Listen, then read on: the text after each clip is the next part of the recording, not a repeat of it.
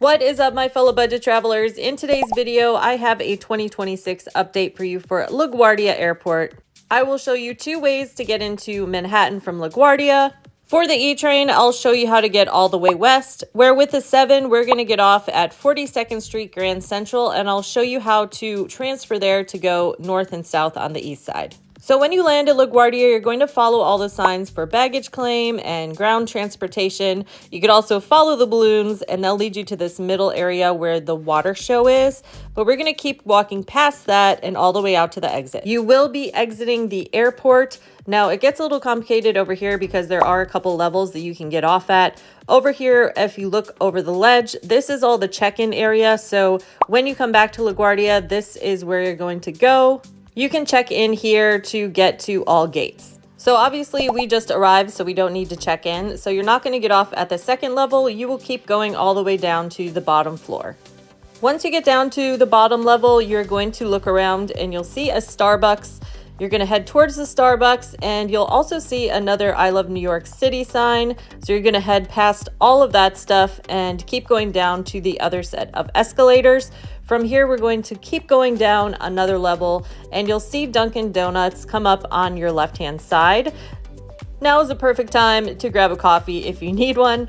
Otherwise, we're going to keep proceeding and go ahead and exit the airport altogether, and we're going to look for the ground transportation signs again.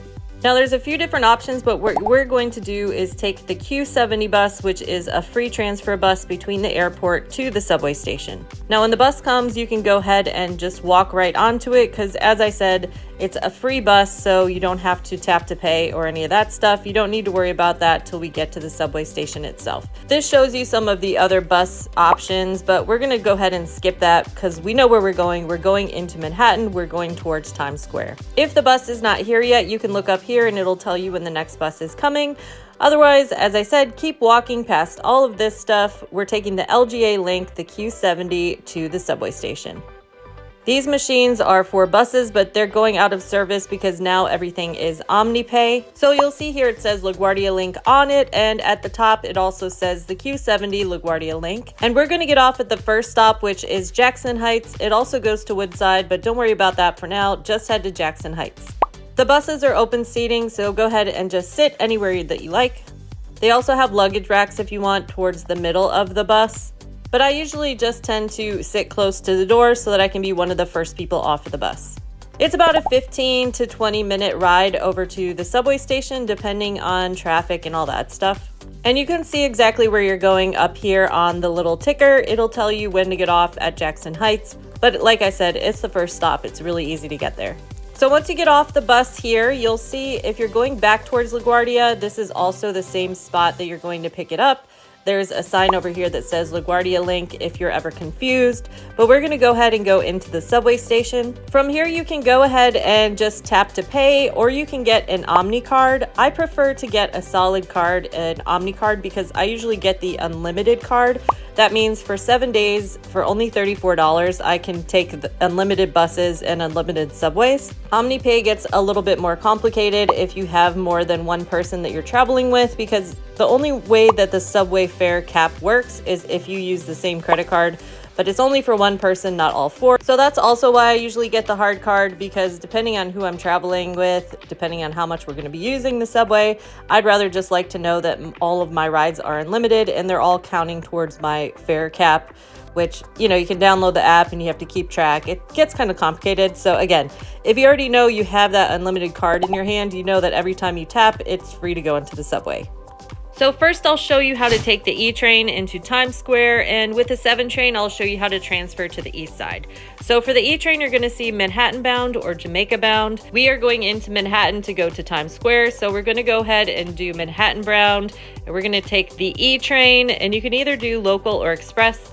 The express train is where you're going to catch the E-train, so watch for it there. Depending on which subway you're on, it's going to say either Times Square or Port Authority.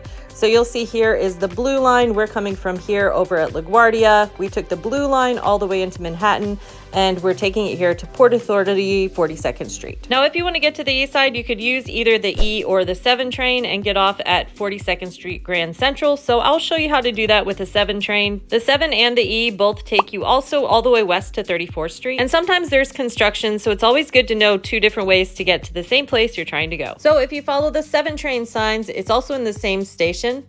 And this is going to take you outside. This is an above ground train, so I wanted to show you the difference. E is going to be underground most of the time, where the 7 starts out above ground and it goes underground when you get closer to Manhattan. So you're going to look again for the Manhattan bound train. We're going to go up the stairs. I think it's 2 levels to get to the top. And then from here, we're going to go ahead and catch a Manhattan bound 7 train. On this one, it's going to say Hudson Yards bound on it. That's how you know you're going the right direction if you don't see it say Manhattan anywhere, but it's usually pretty easy. And for the 7 train, it's a little easier. There's only 1 stop, so you're not going to have to pick local or express. It just comes when it comes. You may end up on an express train. At the front of the subway, it will have a little diamond shape on the 7, or it'll be a circle if it's hitting all the local stops. So if you do happen to see that diamond 7 come, go ahead and jump on that because it'll get you into Manhattan faster.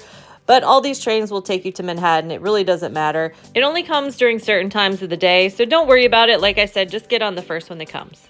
So you'll see as this one comes, it's just a regular 7 train. You can see here there's a circle on the top, where if it was an express, it would be a diamond shape. It will also show you on the side of the train which one it is.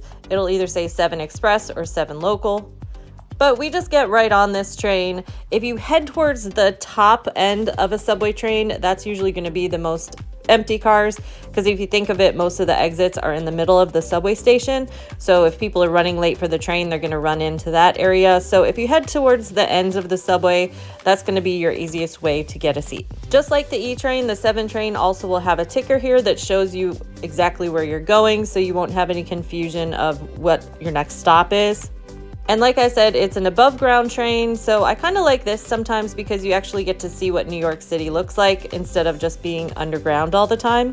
And for both the E and the 7 train, you can transfer to other trains anywhere along the line. So for this video, I'm going to show you if you get off at 42nd Street at Grand Central, and this goes up and down the east side of Manhattan. So for example, if you're trying to get down to 14th Street or you want to get off here to get to Grand Central Station, you could either exit the subway here or you can transfer to a local green line, which would be the number 6, and that one also goes uptown or downtown, so just make sure you're getting on the right track. Another side note about the subway is every time you're in the subway, there are little tickers that tell you when the next train is coming. So feel free to check that out if you're getting nervous of when the next one is coming.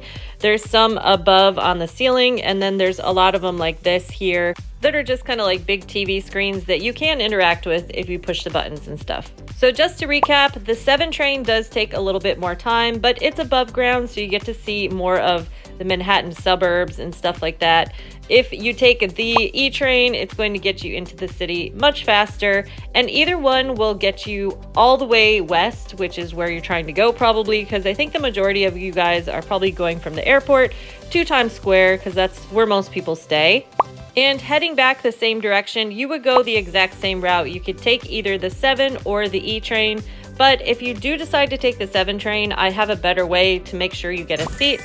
So make sure you watch that video next. I'll leave it linked here.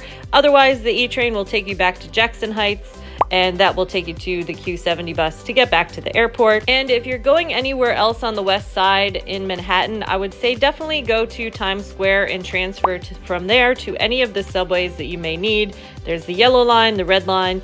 There's a whole bunch of different ways to get around Manhattan from this subway stop, and you don't have to pay anything extra.